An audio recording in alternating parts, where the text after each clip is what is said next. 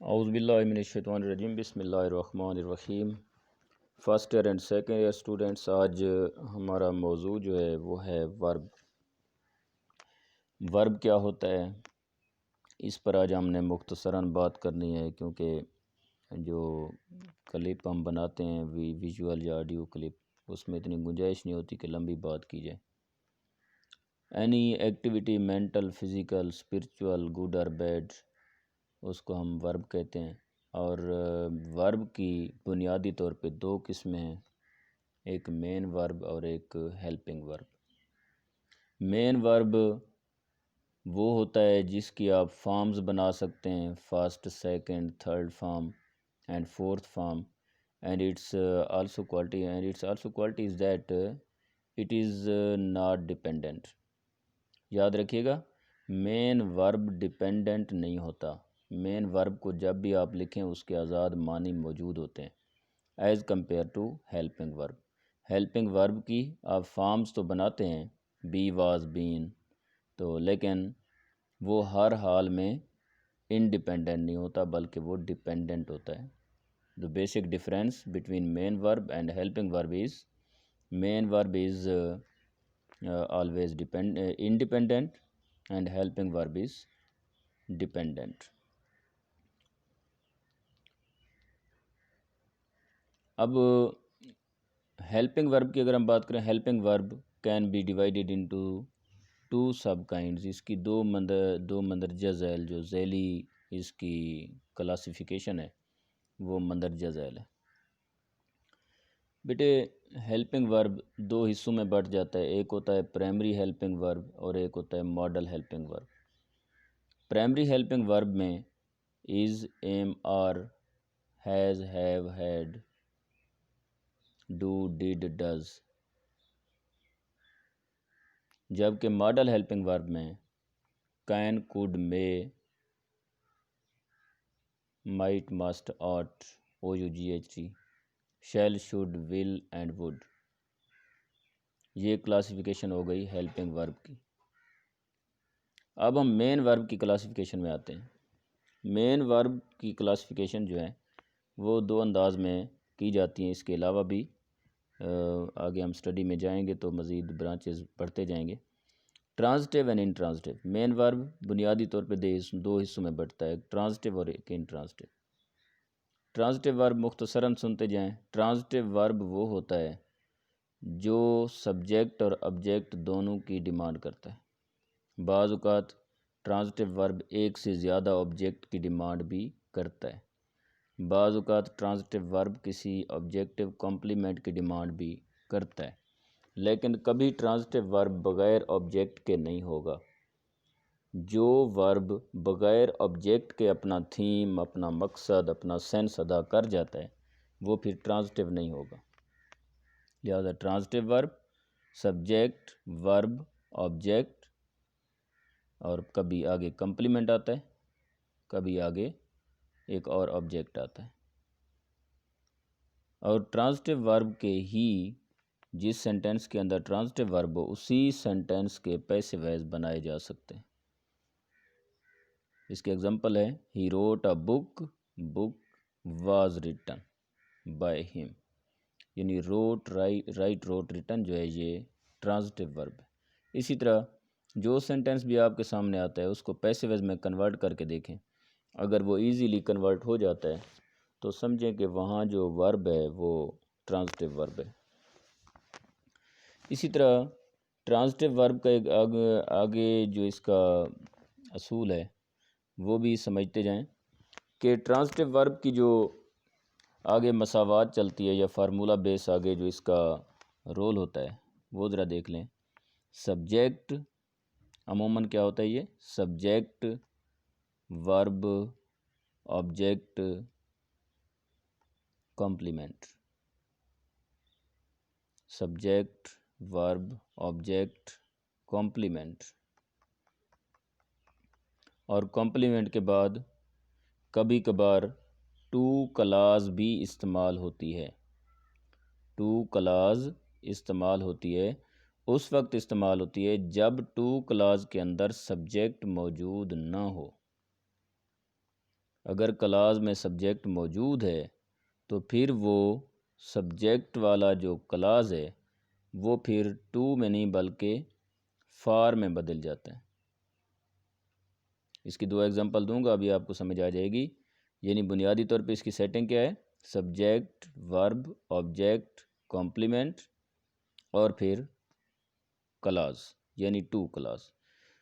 Complement کے بعد to Claus اس وقت آئے گی جب اس کے اندر سبجیکٹ نہیں ہے، اور اس کو ہم ٹو میں ہی رکھیں گے۔ جب اس کے اندر مین سبجیکٹ موجود ہے تو پھر ہم اس کو فار میں چینج کریں گے۔ تو دیکھتے ہیں، ہی فائنڈز اٹ۔ اب دیکھیں، ہی فائنڈز اٹ، ہی سبجیکٹ ہے، فائنڈ ورب ہے، اٹ اس کا آبجیکٹ ہے۔ لیکن پھر بھی ابھی میں نے کہا تھا نا کہ بھئی کئی بار اس کو کمپلیمنٹ کی ضرورت پڑتی ہے ٹرانزٹیو کو، اور کمپلیمنٹ سے ساتھ آبجیکٹ کی ضرورت اور بھی پڑتی ہے اس کو، ڈائریکٹ انڈائریکٹ آبجیکٹ دونوں کی۔ اب ہی فائنڈز اٹ، وہ اسے پاتا ہے۔ کیا پاتا ہے؟ اس کا سینس ادھورا ہے۔ آگے ہمیں اس کے کمپلیمنٹ کی ضرورت ہوگی جو کہ آبجیکٹ کی وضاحت کرے۔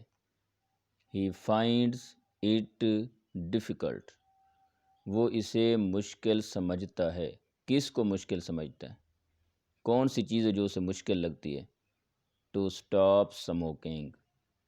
ہی finds it difficult to stop smoking, وہ اسموکنگ پہ قابو پانے کو کافی مشکل سمجھتا ہے۔ ٹھیک ہے، یعنی یہاں پہ لفظ کمپلیمنٹ آیا تو کمپلیمنٹ کا تعارف بھی پہلے کلاس میں ہو چکا ہے، لیکن پھر بھی یہاں پہ 2 لائنوں میں اس کو سمجھ لیں۔ کمپلیمنٹ ہوتا ہے جو مکمل کرتا ہے، جو کسی کے مطلب کو پورا کرتا ہے۔ کمپلیمنٹ بنیادی طور پہ 2 طرح کے ہوتے ہیں، ایک سبجیکٹیو کمپلیمنٹ ہوتا ہے اور ایک آبجیکٹیو کمپلیمنٹ ہوتا ہے۔ جو سبجیکٹ کے معنی کو مکمل کرتا ہے اسے سبجیکٹیو کمپلیمنٹ کہتے ہیں، اور جو آبجیکٹ کے معنی کو مکمل کرتا ہے اسے آبجیکٹیو کمپلیمنٹ کہتے ہیں۔ سبجیکٹیو کمپلیمنٹ کیسے ہوتا ہے؟ جیسے ہی از پہ اگر روک دیں، آگے کچھ نہ لگائیں تو پھر ظاہر ہی کا مطلب ادھورا ہی رہے گا۔ He is a wise boy, a wise boy جو آپ نے لگایا ہے اس نے مطلب ادا کیا ہے ہی کا، لہٰذا سبجیکٹ کا مطلب ادا ہوا، تو اس وقت ہم وائز بوائے کو سبجیکٹیو کمپلیمنٹ کہتے ہیں۔ اور آبجیکٹیو کمپلیمنٹ آبجیکٹ کے معنی کو مکمل کرتا ہے، جیسا کہ اسی سینٹینس میں اس نے کیا ہے۔ ہی فائنڈز اٹ، وہ اسے مشکل پاتا ہے، وہ اسے پاتا ہے۔ کیا پاتا ہے؟ مشکل۔ اس لفظ ڈیفیکلٹ نے کس کو واضح کیا؟ اٹ کو۔ اب اٹ کا اشارہ کدھر جا رہا تھا بنیادی طور پہ؟ وہ تھا stop smoking. He finds it difficult to stop smoking, کہ ٹو اسٹاپ اسموکنگ کو وہ ڈیفیکلٹ سمجھتا ہے۔ یہاں پہ ڈیفیکلٹ آبجیکٹیو کمپلیمنٹ ہے۔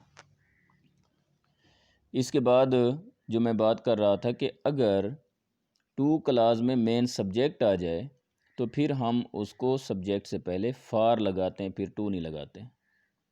اس کی ایگزامپل ہے، they made it impossible, they made it impossible for John to leave the company. اب اوپر والی ایگزامپل میں صرف ٹو اسٹاپ اسموکنگ تھا، صرف ڈیفیکلٹ تھا۔ اب ڈیفیکلٹ کس کے لیے تھا وہ مطلب واضح نہیں تھا کہ کس کے لیے، جبکہ یہاں پہ اس نے ایک امپاسبلٹی شو کی ہے۔ کس کے لیے؟ جان کے لیے، یعنی سبجیکٹ واضح آ گیا۔ جب واضح سبجیکٹ ہے تو اس سے پہلے ہم پھر فار لگائیں گے، یعنی اس گزرے ہوئے سینٹینس کو اگر کمپیئر کریں تو اس میں ایک تھوڑا سا فرق آئے گا، وہاں ٹو تھا، یہاں فار ہے۔ دونوں ایگزامپل دیکھ لیں۔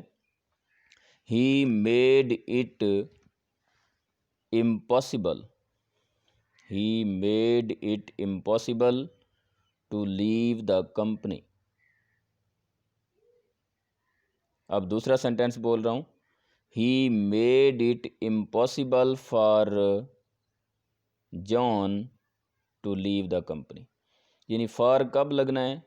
فار والا فریز جو ہے تب لگنا ہے جب ٹو کلاز کے اندر مین سبجیکٹ آ جائے۔ آگے بڑھتے ہیں۔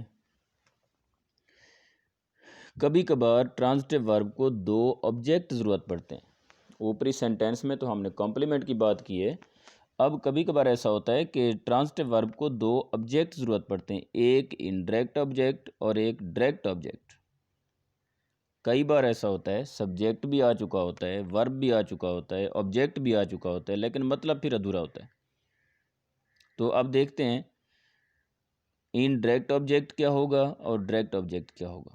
عام طور پر جو ہے بے جان چیزیں ڈائریکٹ آبجیکٹ بنتی ہیں اور جاندار چیزیں انڈائریکٹ آبجیکٹ بنتی ہیں، یہ عمومی فارمولہ ہے۔ بہرحال دیکھ لیتے ہیں۔ آئی گیو ہم، آئی سبجیکٹ، گیو ورب، ہم آبجیکٹ۔ آئی گیو ہم، میں نے اسے دیا، کیا دیا؟ مطلب ادھورا ہے۔ آئی گیو ہم اے پرس، اب پرس جو ہے یہ بھی آبجیکٹ ہے، ہم یہ بھی آبجیکٹ ہے۔ اب اس میں جو ہم ہے اس کو ہم ڈائریکٹ آبجیکٹ بولیں، انڈائریکٹ آبجیکٹ بولیں گے، جو پرس ہے وہ ڈائریکٹ آبجیکٹ ہوگا۔ اب یہاں پہ بھی آپ کنفیوز ہوں گے کہ اس کو ڈائریکٹ کیوں بولا جا رہا ہے جب کہ گیو کے قریب تو ہم کھڑا ہوا ہے۔ تو یہ بات بھی میں کلاس میں واضح کر چکا کہ آئی نے جب پرس دیا ہوگا تو اس وقت پہلے پرس کو اٹھایا پھر ہم کو دیا، یعنی پرس نے آئی کا ایکشن پہلے ریسیو کیا، بعد میں ہم نے ریسیو کیا۔ اس سے پتہ چلا کہ جس نے ایکشن پہلے ریسیو کیا وہ ڈائریکٹ آبجیکٹ اور جس نے ایکشن بعد میں ریسیو کیا وہ انڈائریکٹ آبجیکٹ۔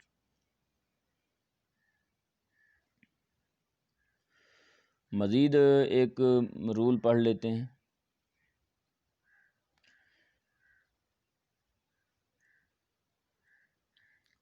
وہ ہے انٹرانزٹیو ورب۔ بہرحال انٹرانزٹیو پر ہم الگ بات کرتے ہیں، یہ 12-15 منٹ کا سن لیں، انٹرانزٹیو پر ہم الگ کلپ بناتے ہیں۔ اللہ حافظ۔